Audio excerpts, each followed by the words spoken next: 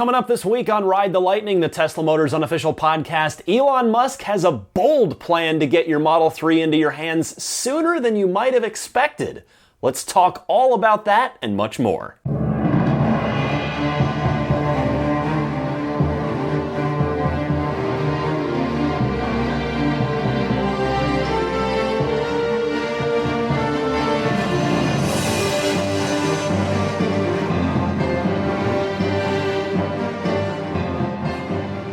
Welcome to Ride the Lightning, the Tesla Motors unofficial podcast. It's episode number 40 already. 40 for May 8th, 2016. Man, 40 shows already. It feels like just yesterday that I just started this thing, and I had that super rambly hour-long first episode, and still trying to find my rhythm. But man, I gotta say, whether you've been listening for one episode or for all 40, seriously, I mean, genuinely, from the bottom of my heart, I want to thank everybody that's given this podcast a try and for giving me what has grown into an hour of your time each week, because I know that your time is extremely valuable. I know mine is these days with a busier than ever full-time job and a wife and a 4-year-old kid at home. So I just really appreciate everybody lending me a bit of your time each and every week. So I aim to make it as packed of a show as I can. I've been spending more and more time on this podcast every week, but I feel like, actually, I just feel really good about where it's going.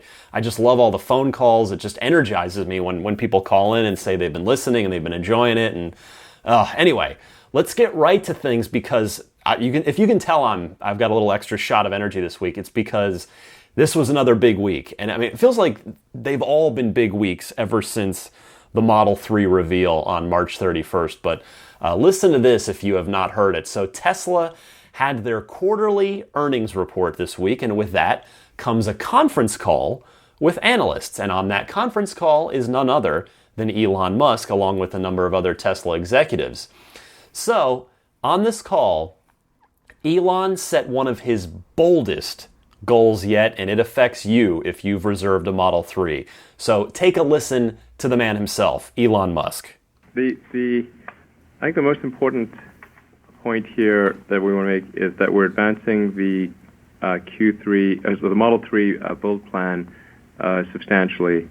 Just the overall volume plan, with Tesla aiming to get to the 500,000 units per year run rate in 2018 instead of 2020. And this is based off of the tremendous demand we see for the Model 3, which I think is actually a fraction of the ultimate demand when people fully understand what the car is capable of and are able to do a test drive. So that this is probably the biggest change strategically. I think also Tesla it is going to be hell-bent on becoming the best manufacturer on Earth. So thus far I think we've done a good job on design and technology of our products. The Model S and X, I think, are generally regarded by very critical judges as technologically the most advanced cars in the world, and so I think we've done well in that respect. The key thing we need to achieve in the future is to also be the leader in manufacturing. So we take manufacturing very seriously at Tesla. It's the thing that we need to obviously solve if we're going to scale rapidly and make the cost more affordable. So that's I really want to sort of send the message out there to those to the best manufacturing people in the world. We want you to come join our company, and that is going to be the primary focus of Tesla, is how do we get super good at making large complex objects. So that's I think the most salient point. It's easy to get wrapped up in like a bunch of sort of short-term issues, but I think in terms of of what matters for the future. I think that's the most significant thing. So that's huge, right? That's huge. That's astounding. But it's Elon, so it's like I'm not going to doubt the guy because he's landed rockets. He's reusing rockets that he lands in the middle of the ocean, and building cars that no one has, nobody's launched a successful American car company in decades. So listen to this next part. This about exactly what this goal entails for those of you who've reserved a Model 3. I go back to Elon Musk. So in order for us to be confident of achieving volume production of Model 3, by late 2017, we actually have to set a date of mid-2017 and really hold people's feet to the fire internally and externally to achieve an actual volume production date of late 2017.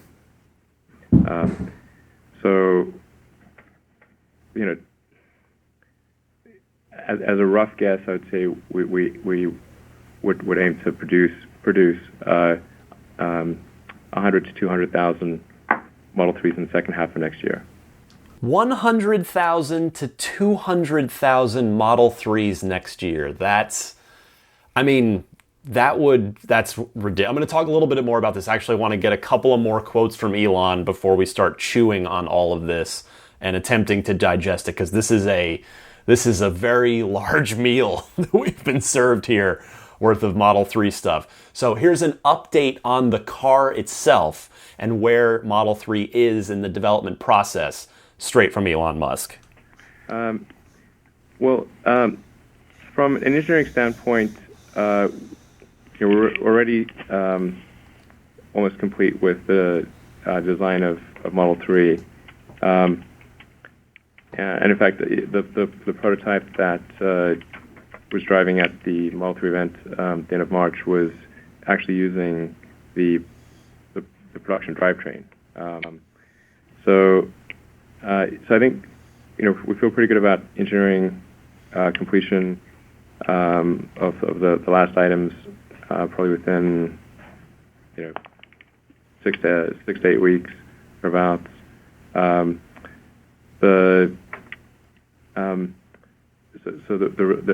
with sort of completing final release for tooling, no later than the end of June. That sort of leaves roughly 9 months for the tools to be manufactured, which I think is an achievable time frame. Basically, at some suppliers, but it's an achievable time frame. You can create a human baby in 9 months. You can pretty much make a tool in 9 months. So that's our expectation. So then we want to have parts of production tooling starting in April next year. So we've got 3 months of validation for a nominal start of volume production in July. So there you go. It is almost done. The cars that we saw, or at least, two of them. We saw really 2 cars, one of which, the silver one, the one that they've been trotting out for all these shoots that it's been getting spotted at. The matte gray car, as Maggie the Boxer drinks some water in the background. The gray car we know, the matte car rather, that has the Model S shaped door handles. We know that's an earlier engineering prototype. So it's the silver one that's the furthest along of the prototypes we've seen, of course, which is just the 2 of them. But it is really cool to hear that it's almost done. Now, of course, remember, right after the reveal, when Elon was just all over Twitter, he did sort of that impromptu AMA, taking all kinds of feedback into consideration. He had said that they were going to be tweaking the trunk to make the opening larger. He had said they were going to at least look at the front end. People were, I don't know about this front end. So we'll see. We'll see. It's going to be very interesting to find out what differences, as Maggie the Boxer shakes off, hey Mags, to see what differences the final car is going to have, since the March 31st prototype seems to be relatively close to final design. Now, if all of this sounds impossible, 100 to 200,000 Model 3s in 2017, when the car's not due till late 2017, and 500,000 cars in 2018, with 300 to 400,000 of 300 something probably thousand of those being 3s and the rest being S's and X's. If not, all of that sounds impossible, it's because it might be.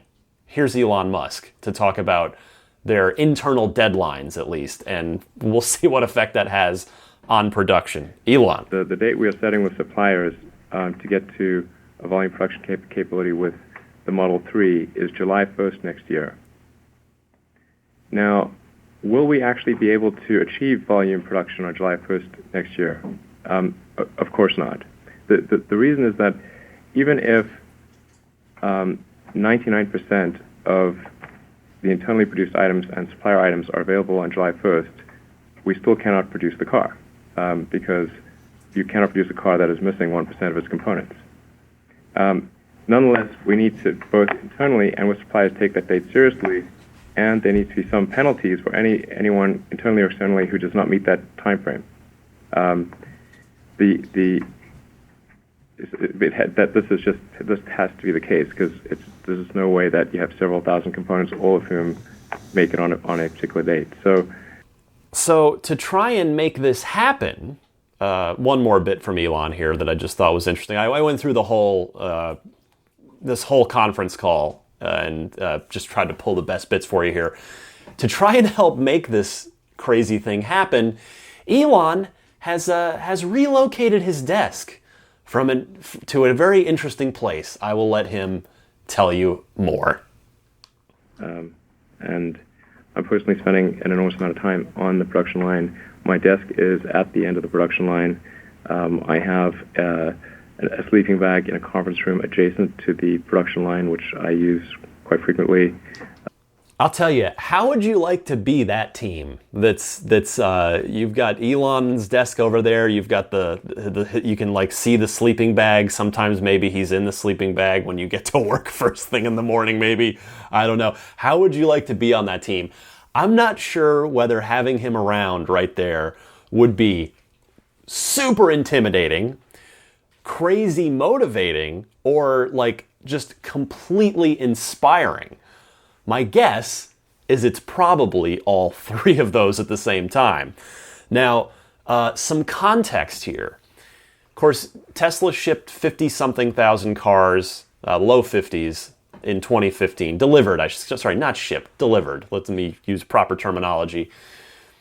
The guidance for this year was reaffirmed at 80 to 90,000 cars. Specifically, actually, 89,000 cars is the guidance for this year, which that was reaffirmed in the shareholder newsletter that accompanied this, as they're on track for that. In the newsletter, here's a quote: "Increasing production 5-fold over the next 2 years will be challenging and will likely require some additional capital. But this is our goal and we will be working hard to achieve it." This is unbelievable.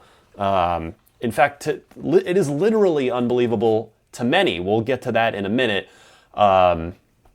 It's just, can he pull this off? You don't bet against him. That's why I think I've said that a bunch of times on this show over many episodes. At least I don't. I would not bet against Elon Musk. Great listener reaction to this. I got a very inspired call from Nick in Columbus, Ohio, who reacts to all this. This call's a few minutes long, but it's very tight. He doesn't babble or ramble at all. He's got a lot to say about this. Let's hear from Nick, and then I'm going to dive in with some of my thoughts on this. So Nick, go ahead. Hey Ryan, this is Nick from Columbus, Ohio, at thehoff525 on Twitter. I was inspired by our short conversation on Twitter about the insane first quarter 2016 investor call that just ended about an hour ago. Now, it wasn't so much about the financials. We did hear that they slightly beat the street. Their losses weren't quite as bad as some analysts expected. But holy cow, the bomb that Elon dropped when he said he is moving his prediction for car production from 500,000 cars in 2020 to 500,000 cars in 2018. What? You have got to be kidding me. Now, of course, I'm skeptical. A lot of people probably are, but let's look at some of the facts here. He also on the call said that he believes that the Fremont plant alone, along with the Gigafactory, he emphasized, can produce 1 million vehicles. He said it might not be the best idea, but he believes it's doable. Second, Tesla recently leased a total of 1 million square feet between two warehouses in Livermore, California, about 20 miles from Fremont. Kind of interesting. They also mentioned that they're likely to be raising extra cash via a stock offering fairly soon, which, of course, it makes sense. You got to have money to do this, right? And, of course, the part I'm most excited about, and I hope that you are too, is he said that they expect 100,000 to 200,000 Model 3s by the end of 2017. Yes, that's 18 months from today. There could be up to 200,000 Model 3s on the street, which is half of what's been reserved already. Totally mind-blowing. Of course, I got goosebumps when I heard this. Super excited now. The one thing that I'm scared about is they did mention in the news today that 2 vice presidents of production left the company. So I'm curious what your thoughts are on all these insane revelations. I'm sure you're going to go into some more detail here shortly. And, of course, what your thoughts are about 2 senior leaders within the company, specifically in production and manufacturing, what that means. Love the podcast. Appreciate you taking my call. And, man, what an investor call. Thanks, Ryan.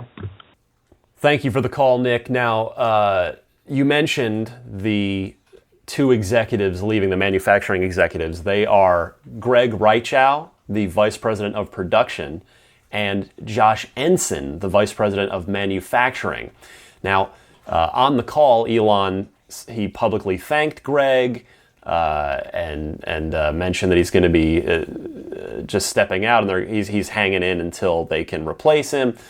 So this is seemingly at odds with this crazy goal that Elon has just set. So that's interesting. And Elon on the call said, we want the best manufacturing people in the world to come work for us. It's almost as if on this call with these 2 guys leaving, that Elon effectively issued a challenge, almost to see, are there any manufacturing gurus, experts, savants at other companies, maybe an Apple, maybe another car company, whatever the case may be, who might hear this or hear about it and say, I want to take on that challenge. I want to be the guy, a person, I don't want to say guy.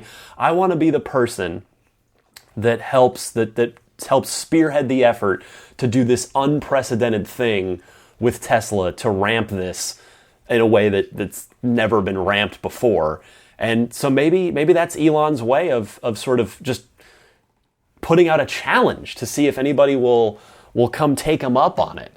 Now, an alleged insider claims that these departures are all because of the Model X situation. Of course, the delays, the very, very slow production ramp, the cars being held up in QAC, of course, the seat recall was some bad press, even though it affected relatively few Model X's because there were relatively few Model X's out there at the time. But Tesla claims in a statement, quote, "This has nothing to do with the Model X. After being at Tesla for over 5 years and leading its production team for the past 3 years, Greg Reichow has announced his intention to take a leave of absence from Tesla so that he can have a well-earned break." Now, I know I've said in the past that I'm always willing to give Tesla the benefit of the doubt because they have never been a company that's really spun things in any sort of ludicrous, eye-rolling way. And believe me, I don't want to say I work in the video game industry because I don't make video games, but I work around the video game industry, and I know spin and BS when I see it. And Tesla's pretty good about not doing that. But, I'm going to guess, I don't want to doubt Tesla, but at the same time, I wonder if the old adage, the truth lies somewhere in between Tesla's story and the so-called insider story, may very well apply here. So let's dig into this. Now, 500,000 cars in 2018. A week ago, if you'd have asked me, in fact, I've said it on the podcast, I probably did say it a week ago, given the track record of the company, the expectation was maybe there'd be literally 5 cars in December of 2017, and then hopefully things would ramp up in earnest in 2018, and maybe I'd have my car in the spring 2018, summer 2018, if I'm able to get that performance model that I'm just literally dreaming of. We'll see, but of course, with the struggles with X and the fact that every Tesla's been delayed, Elon actually specifically addressed this in the conference call, and he said, listen, the X is a complicated beast, and the 3 is being specifically designed to be easier to manufacture. So they are learning lessons, they're taking notes. It's not to say anything's going to go, that nothing will go wrong, because things very well could. But, you heard Elon talk about the July 1st parts deadline that they're setting, even though they see that as impossible. That's the line in the sand that they're drawing, and they're holding everybody to, both internally and externally. So, man, Wall Street, by the way, thinks he's nuts. But it's hardly the first time that Wall Street has thought Elon Musk was insane. I mean, we'll see. If even taking the low-end goal that Elon stated of 100,000 Model X's in what I would presume to be the fourth quarter of 2017, by the time anything's delivered, even if they manage to get half of that low-end goal out by the end of 2017, that's, of course, so it's 50,000 cars.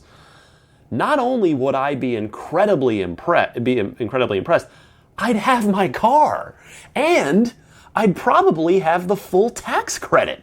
Yes, which is awesome. By the way, if you'll recall, after the reservations exploded in that first 24 hours and in that first week, you remember Elon said on Twitter, he wasn't replying to it, he voluntarily came out on his own volition and said, we need to, I don't have the exact tweet in front of me, I should have, I just thought of it, I didn't have a note in front of me here, but he effectively said, I'm paraphrasing, we need to rethink our production plans. This is that rethink. This is the rethink. So, to get back to what I was saying, if they can deliver even 50,000 cars by the end of next year, not only would I be incredibly impressed, but I'd have my car, and again, probably that full tax credit. I have to confess, though, when I heard this, half of me was stoked. Half of me was like, yes, I'll get my car sooner, which in turn means I can get rid of my old car sooner, which in turn means it might have slightly higher resale value and lowers the chances that I'll have to spend any more money on maintenance for that what is currently, what a 10-year-old car be 11, pushing 12 by the end of next year. Things like tires or God knows whatever else this thing might need. Brakes, rotors are going to be, I don't know if I'm going to make it on the rotors, we'll see. But anyway, the other half of me, so there's the excited half that's like, yes, this is all good, can't wait to get the car. The other half of me, and I suspect many of you that are Model 3 reservation holders may very well be in the same boat. The half of me that wants as loaded of a car as I can possibly get, just crossing my fingers that there's some way, somehow, I can get that performance model. But I'm, despite the fact that, by the way, if you remember back, I don't know, a month or two ago, I guess more like a couple months ago now, I kind of opened my heart on the show talking about how my wife is very much not on board with a well-equipped car, and I got so many great emails from you guys, but anyway, I'm trying to come up with some way to raise that money and just figure it out. But so the other half of me that is kind of terrified that Elon's moving up the timeline, because I'm nowhere close to saving up enough for the Model 3 that I want, the level of Model 3 that I want to get. I've got numbers in mind that I need to hit, and I know where I stand now. I'm a good bit along the path, but I'm still not close enough to where I need to be, and I'm kind of worried now. Like, man, am I going to be, if I get the call, not literally the call, but figuratively speaking, if I get the call in like my birthday, if the Model 3 suddenly becomes a birthday present next year, my birthday is towards the end of September. If it's like, hey, come configure your car, I'm that's going to be a little terrifying for me, because I actually could have used those extra 6 months that I assumed I would have had, into early 2018, spring 2018. And I know, of course, I'm not crying about it, because of course I've been saying all this time, I can't wait to get the car, and it's true, I can't, but the financial reality is definitely part of it, and I've only got one shot at this. I can't just add on more options later. Mostly, we'll talk actually about that in a little while. That in fact, some of you Model S owners will be able to do that. Some of you specific Model S owners, but so we'll see. I mean, it's I don't know if any of the rest of you are kind of half terrified as well, thinking, oh, I don't have as much time to save up now, but. I'm so happy I camped out. I'm glad to have my reservation. I'm very thankful that I live not only on the West Coast, but a stone's throw from the factory, so that could help me get my car sooner. Hopefully I can figure out some way, somehow, to be financially ready to get the Model 3 that I want, which, again, I'm hoping is going to be that check every box performance model. We'll see. Now, on Twitter, just before I recorded the show this week, Elon was asked, you think those of us who ordered pre-reveal will see it late 2017? And Elon replied with a simple, I think so. So if you camped out, which I know many of you did, we got so many calls about that, a few weeks ago, you are looking good for 2017, at least according to Elon's current, very, seemingly crazy estimate. So we'll see. We shall see. Now, another interesting note in the shareholder letter jumped out to me, and it's this, quote, notably, this demand level for Model 3 was reached ahead of the Model S refresh, before Model X could be seen in stores, and prior to the unveiling of Model 3, which we believe is stimulating demand for all of our vehicles. Now, let's pick that apart for a second. What Tesla is saying is that the Model 3 made such headlines everywhere, mainstream, everywhere. I mean, even my parents know how obsessed I am with Tesla, but they don't track it. They don't listen to this show. They barely know how to use a computer. I love them to death, but they knew all about Model 3. It was in their paper. They still get a newspaper, by the way. It was in the Arizona Republic. So it's the fact that the Model 3 had such a far-reaching impact that it's making people aware of Tesla who were never aware of them before, and it's getting some of those people and others to buy the S and the X. That is incredible. Not to mention totally awesome. That is great. And then as the expansion of the galleries and service centers continues this year and next year, that's only going to help. That foot traffic in malls where a lot of the stores are, this is a good thing. I mean, Model 3 is having a ripple effect on everything at Tesla, but mostly, seemingly all good. And it's just great. This is great to see. And in fact, in the spirit of this idea of possibly getting our Model 3s sooner than we would have thought, but still having, a good year and a half wait probably, I wanted to take a call up front here from Derek down in Phoenix. Interestingly enough, I just mentioned Phoenix. Derek down in Phoenix, who's wondering if he should maybe try and get ahead of things in his garage a little bit. So Derek, go ahead. Hey, Ryan, this is Derek from Phoenix. Great podcast. I listen to it all the time. My question was, with the introduction of the new high-powered wall connector, does anyone know yet if the current wall connector is going to be adapted to the Model 3.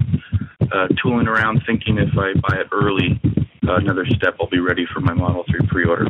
Thanks again for the podcast, and hope to hear from you. Bye-bye. So, Derek, I would say yes, totally. Go for it. Get yourself a high power wall connector.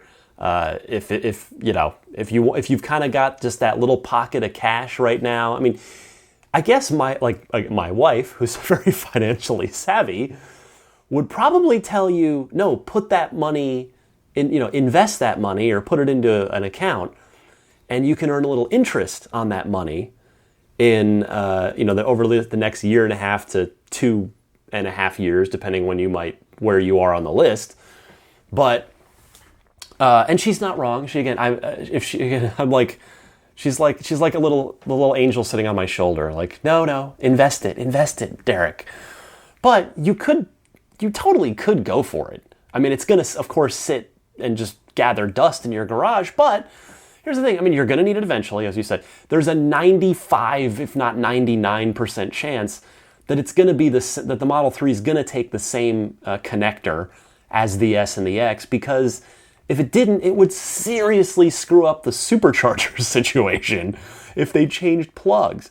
But even if they did, Tesla would still have adapters that they would sell you for your high power wall connector.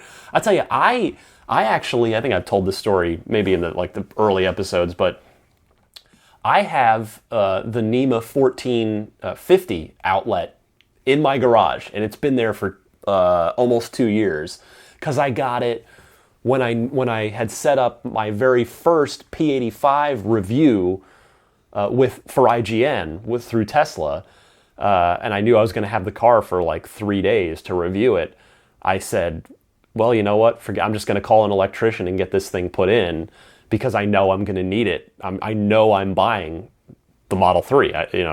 So I went ahead and put it in almost 2 years ago, and then I got it came in handy. I got to use it about a year. I guess, it is about a year ago, when I reviewed the P85D for IGN. I did the second review on the P85D, and I already had the 50 amp circuit in my garage ready to go. And when my Model 3 arrives, it'll be ready too. I've actually, it's funny, I've been debating whether or not I should get a high power wall connector myself, or whether I should just stick with the 50 amp circuit. My cousin Pat in Arizona, he went ahead and got the high power wall connector, so he can charge it, because he's got the dual chargers on his early S, so he can charge 80 amps, so he can do 60 miles charged in and out per hour. I don't know if I'm really going to need that much, if it's going to be worth investing the extra, what is it, like $800 for the high power wall connector plus an electrician's fee to install it.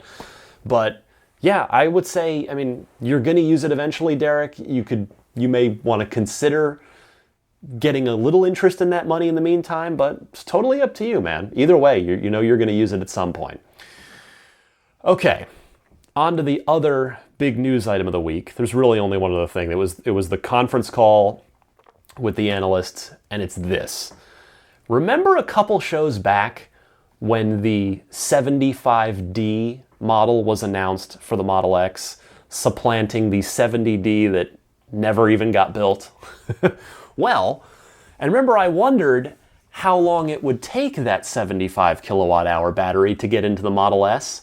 I had said I figured it would either be whenever the 100 came out, or whenever the 70 kilowatt hour battery supply exhausted, whichever came first. Turns out the 75s for the Model S's are here sooner than any of us even maybe thought, because they're here now. They're here right now.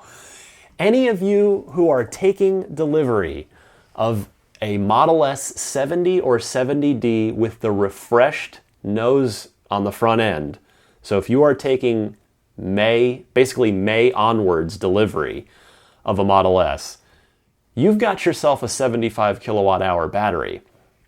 Now, they're still going to be badged as 70s, because it's only going to be 70 kilowatt hours that's usable, because that's what you paid for And the cars, these 75 kilowatt hour batteries are going to be software locked to 70. Now you can pay for an over-the-air, you can do this over the air if you want. You can pay $3,250 to go ahead and unlock the full 75 kilowatt hour capacity of that battery, which, by the way, that's a bit more than the $3,000 charge that Tesla had in the design studio for a while when they had introduced the 90s and still had the 85s. It was $3,000 to upgrade your 85 to a 90. So this is a little bit more than that. And I don't know, I mean, seems a tad pricey for what effectively amounts to a 15 to 20 mile range boost. By my math, it was about 15. I saw a thing somewhere that said 19, but it didn't look like an official Tesla thing. If I'm incorrect about that, correct me and I apologize. But anyway, 15 to 20 mile range boost. But at the same time, it's tough to complain when this is literally just an extra option that you'll have for any time you want down the road. If you are getting a 70 or 70D Model S, now or in the next few months or whatever, and then after you own it for a year, you go, okay, I've been making I do this every summer. I drive to my cabin up north, whatever it is, and it's like we cut it really close on this battery. You could go ahead and just be like, well, looks like I've got a solution for that. I can just call Tesla and unlock this extra 5 kilowatt hours, and maybe that's like the difference maker for you. Maybe that gives you that nice, comfortable buffer that you need for whatever your range situation is. So it's cool that you'll just have that option. Now, I would suspect that eventually, as we did discuss a couple episodes ago, that the 70 will just be gone.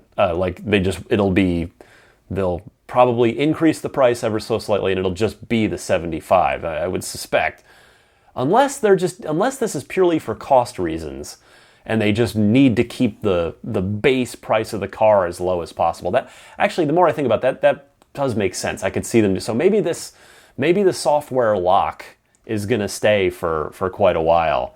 But in any case, for Tesla, of course, this simplifies their supply chain, which we discussed a couple episodes back, as that being a big reason why we thought that this was going to happen to match Model X. And remember that there is precedent for this. They've done this before. When the Model S first came out in 2012, although by the time anybody got one of these cars that I'm about to mention, it was 2013. But Tesla originally promised way back, they promised a $50,000 car, and in order to deliver that, they had to offer the 40 kilowatt hour car that had the range of, I believe, if memory serves, it was 140 miles of range on their EPA rating there. And but it ended up being that so few people ordered it that they didn't even bother to produce the 40 kilowatt hour pack, and they instead gave those 40 kilowatt hour customers a 60 kilowatt hour pack that was software locked to 40, and they could pay $10,000 anytime they wanted, and still can, to upgrade that to a 60. So, and by the way, that reminds me that, the 40s, the Model S 40s, those are the real unicorns in the Tesla fleet, I'd have to say. I'd have to think that they'd even be rarer than the Roadsters, because there were 2,500 Roadsters built. I can't imagine there are that many 40s out there, because they were offered for such a short time. They were effectively only really offered to people that had been on the waiting list for, before the car even came out. So if you've got a 40, I would love to hear from you, just to hear your experiences with the car, to hear and answer me. I want to know another thing too, just out of sheer pure curiosity, is like almost Tesla trivia. Are the 40s badged 40? Because as I remember it, those cars were made before Tesla started badging all the cars. Like particularly around here in San Francisco in the Bay Area, you'll still see Teslas that don't have a badge. And that's usually a dead giveaway. And by badge, I mean, the number badge that indicates the battery size. If you see one that doesn't have a badge, it's almost a guarantee that it's a super early car. It's one of the very, very early VINs. So yeah, I'm curious if a 40 badge even exists. Anyway, just random curiosity there. All right, that is the end of a crazy news week. Just a lot of exciting stuff. I'm going to take a short break, come back, and I've got, let's see, again, had to make so many great calls this week. Narrowed it down to 1, 2, 3, 4 more calls this week. Get to those here in just a second.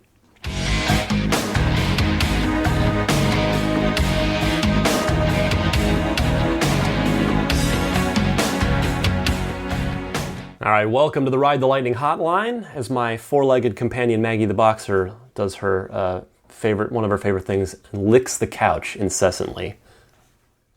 You hear that? I don't know if the mic picks that up, but anyway, it is hotline time.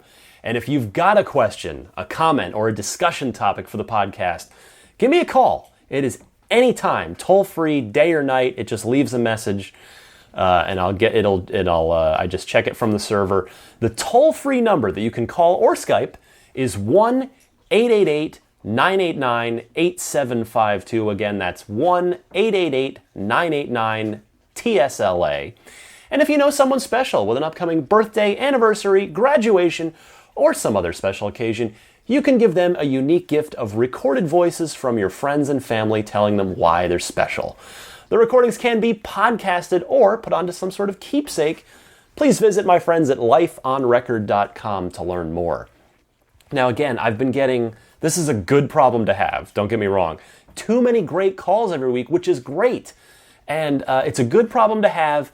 And I have an idea, so it's like I don't want anybody to get offended if I don't play their call. Sometimes, I will say pro tip, if it's 4 minutes, I'm probably not going to play it. Some of these I'll try to cut down a little bit, but that takes a lot of time. So if you try to keep it to like a minute, that's ideal. Try to keep it to a minute or so. But I've got an idea for how to solve this good problem of having too many good calls. I don't want them to go to waste, so stay tuned for that soon. I'm working on a plan that might hopefully be fun for me and for you guys too. Anyway, let me start with Mark from the Detroit area, who's been hearing some whispers up in the Motor City about Apple and Tesla sitting in a tree, KISSING. Mark, take it away. Hey Ryan, this is Mark from Metro Detroit, Michigan. I have started listening to your podcast over the last few months after I ordered my Model X, and it's been great to stay connected to the Tesla community before I officially own a Model X. So I want to thank you for keeping me in the loop on things.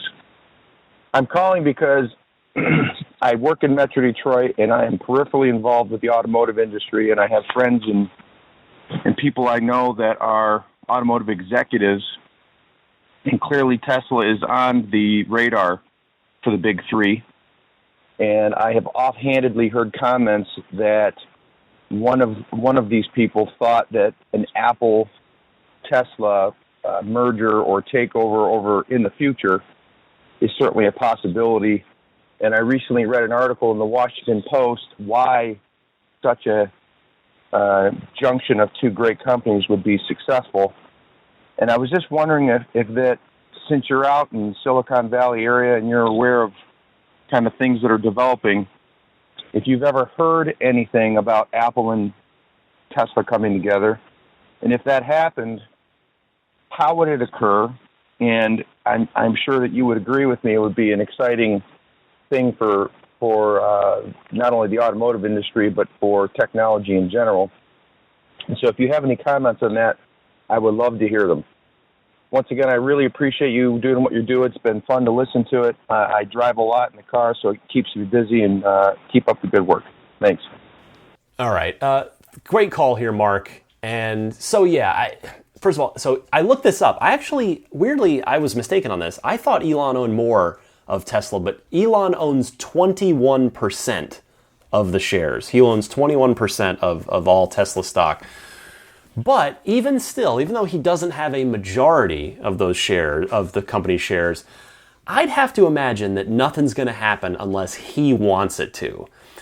And I mean, I haven't heard anything about it. I've certainly heard and read the same things that you have. And I'm going to let you in. I'm going to be honest on this. I work in the digital media field, the web. I don't call what we do journalism because it's enthusiast media. But working in the media field, I'm pretty sure, honestly, my best estimate, I'll say that, is that most of these financial writers just conjure up the Apple Tesla thing in order to get Tesla and Apple in the same headline because they know it's going to get clicks. They know it's going to get clicked on, and that's all about them clicks. Because the thing is, there's no basis for the rumors. If you look at any of those articles, I know the one you're referencing, I believe it's the Washington Post. It was a piece on, it was an op-ed basically saying that that Apple should buy Tesla, which of course Tesla's not even necessarily for sale, but that Apple should buy Tesla and make Elon the CEO of Apple Tesla, or of Apple that has absorbed Tesla.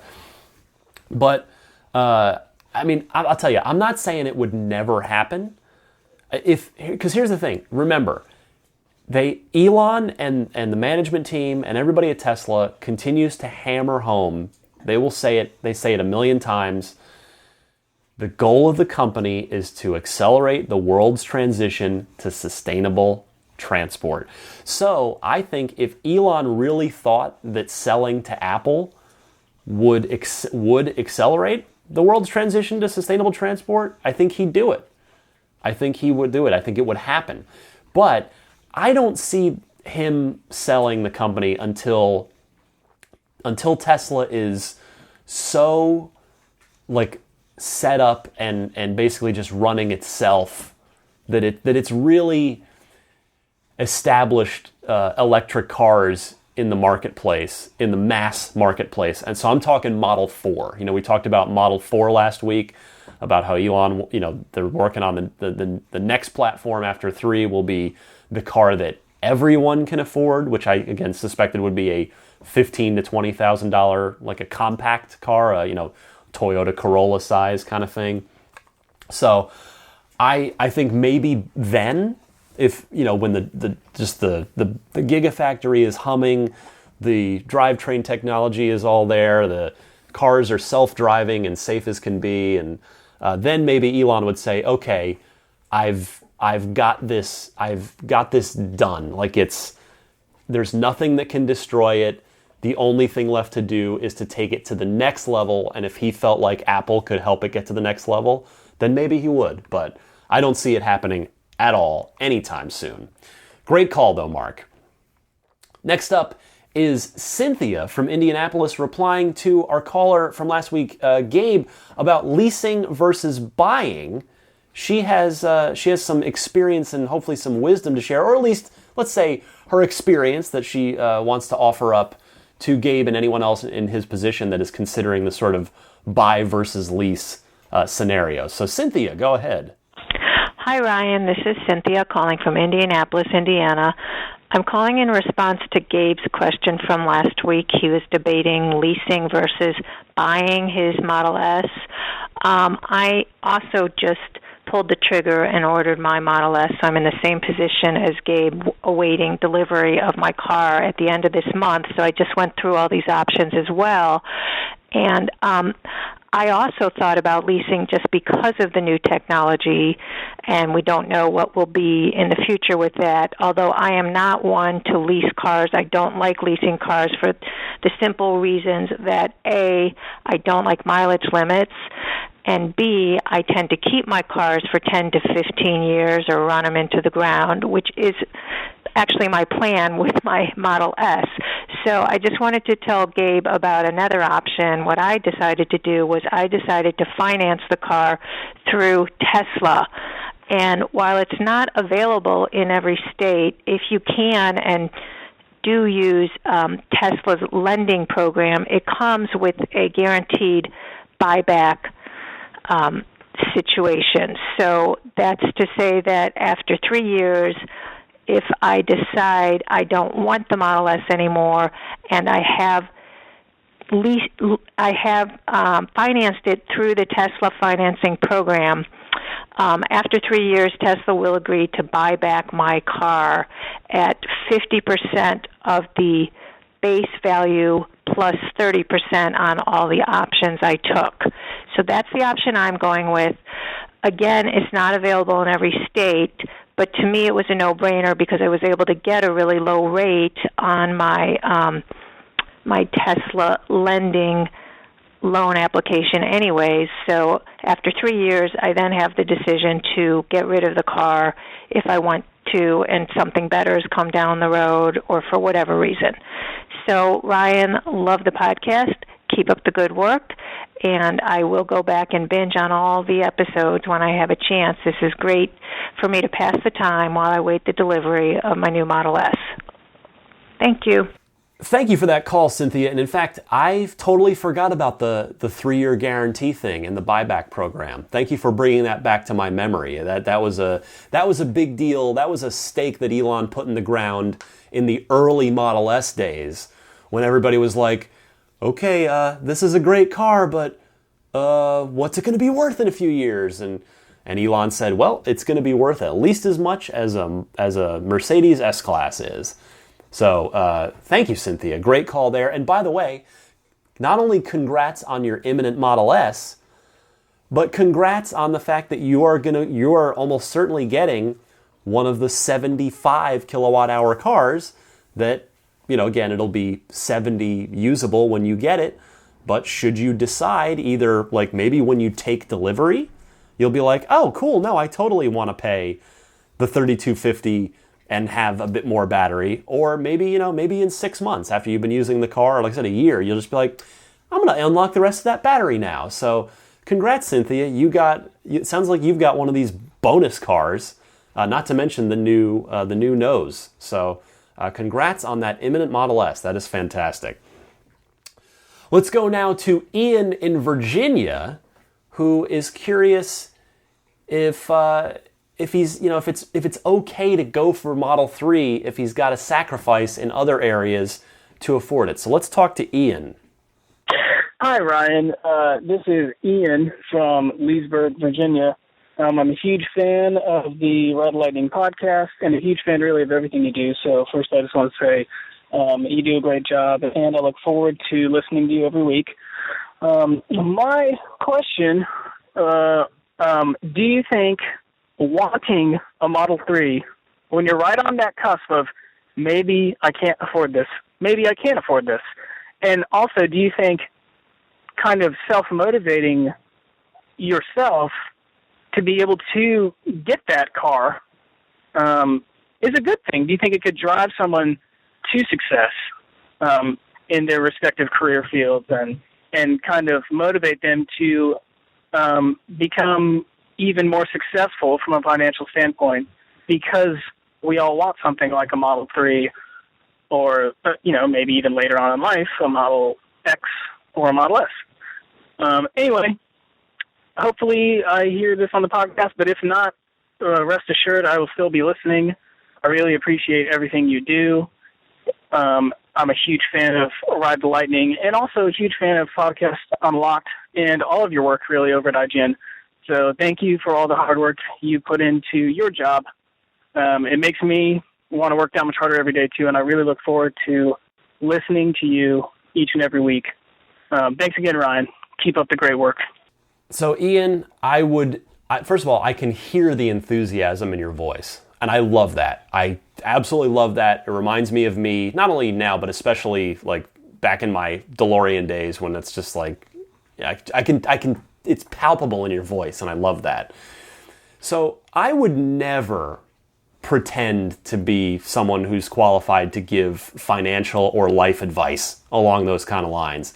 I don't know you, I don't know your financial situation, but I can tell you really want the car, And you've clearly already thought a lot about it and about what you'd have to sacrifice in order to have a Model 3 in your life. So, yeah, I mean, it's obviously it's up to you. Remember too, though, there's a couple, make sure you've thought through everything, which includes the fact that you have to factor in insurance on a Model 3, which is probably going to be more than whatever you're driving now, simply by virtue of the fact that new cars have higher insurance rates.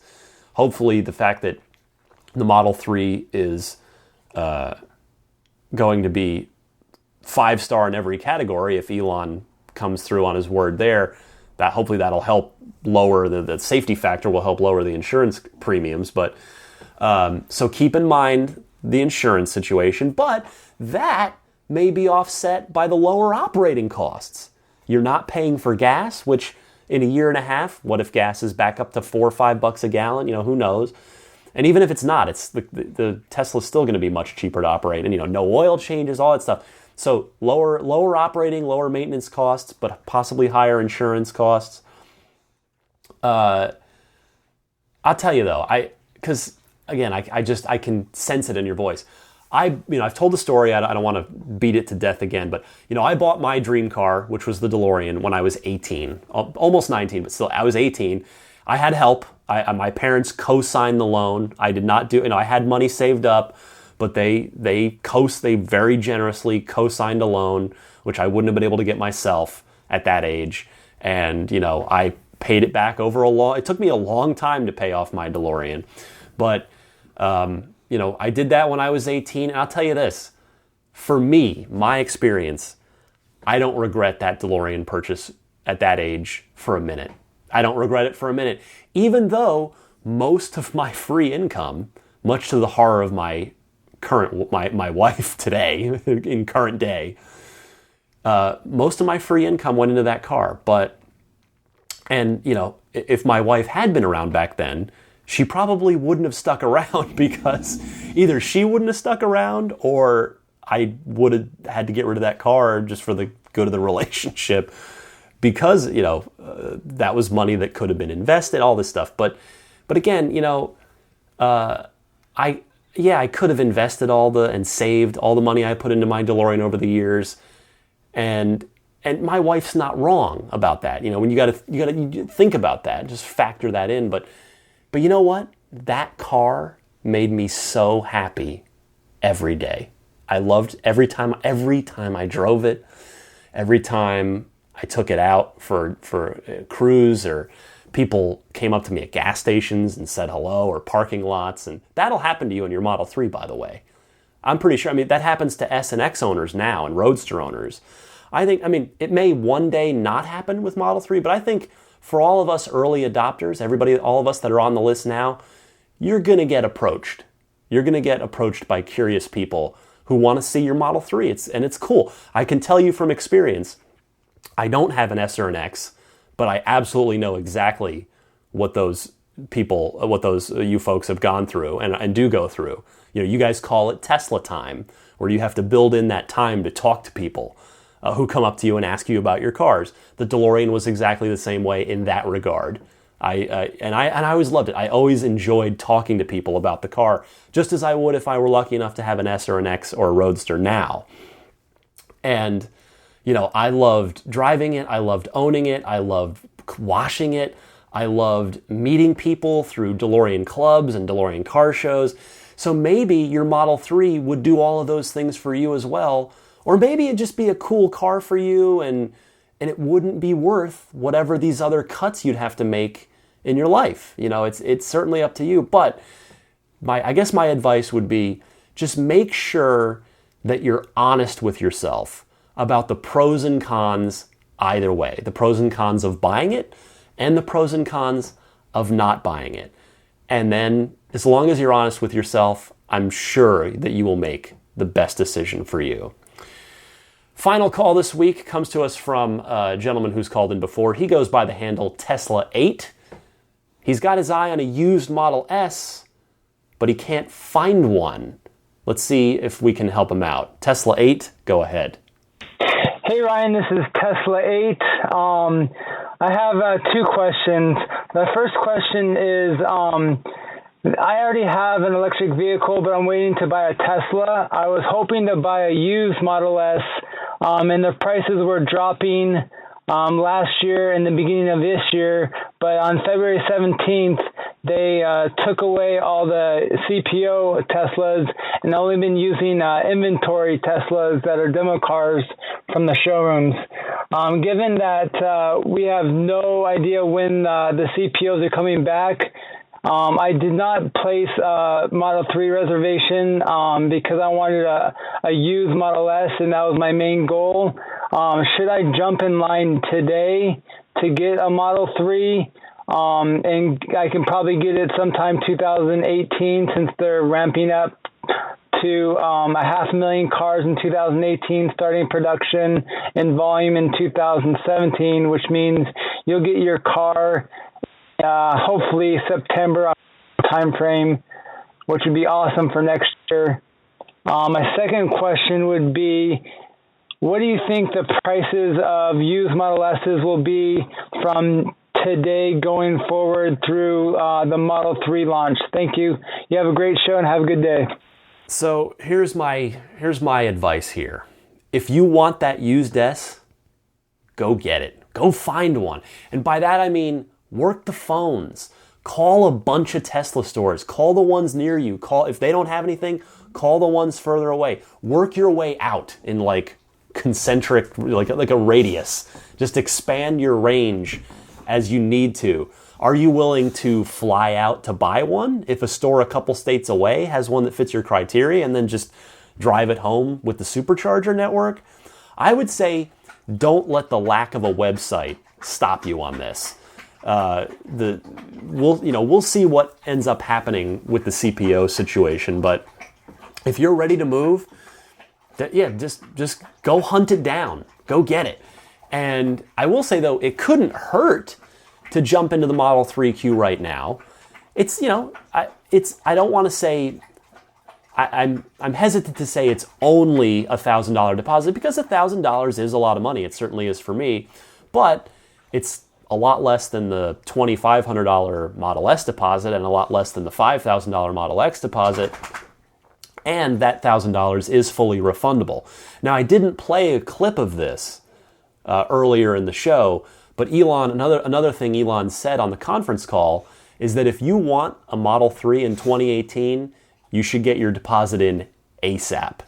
Now, as for the prices of used S's from now until the Model 3 launch, I would suspect, I don't know, but my best guess, just from my sort of observations of the Tesla world, is that I'll bet the older cars, I'm talking what are kind of referred to on the Tesla Motors Club forums as the classic S's, meaning the pre-autopilot cars, I'll bet those classic S's are going to get a good bit cheaper as newer pre-owned cars that do have autopilot hardware start to become available as used cars.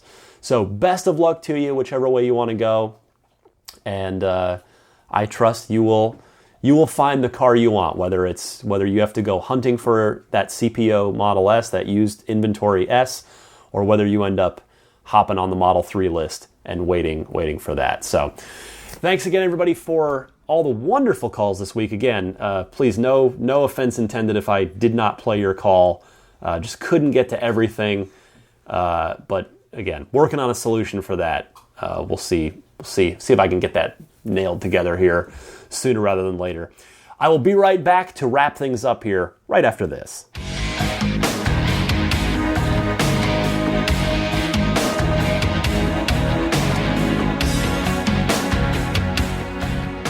All right, that'll do it for another episode of Ride the Lightning, the Tesla Motors unofficial podcast. By the way, I just added the show, so that, apparently the Google Play Podcasts section of the music store just launched.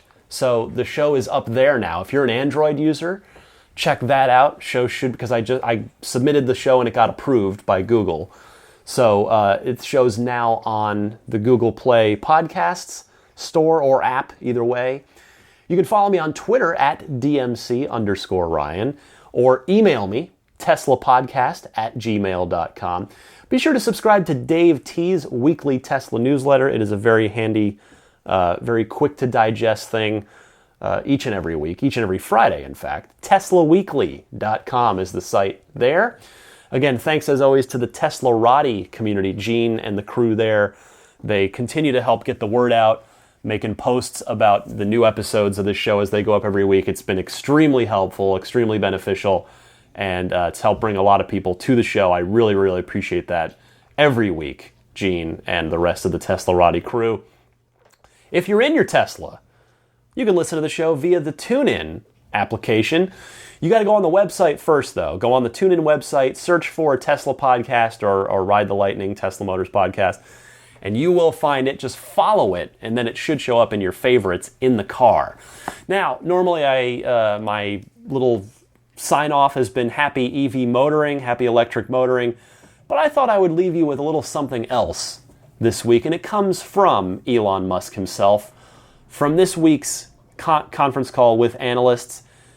Elon was asked, what can you do about the naysayers for Tesla? And I really liked Elon's response. So I'm going to let Elon Musk take us out. Mr. Musk, the floor is yours, and I'll see you all next week. As for convincing all the naysayers, I think that will basically be never. There's always going to be naysayers. And, I just say, what I find ironic about a lot of the naysayers is that the very same people will transition from saying it was impossible to saying it was obvious. And I'm like, wait a second. Was it obvious or impossible? It can't be both. Right.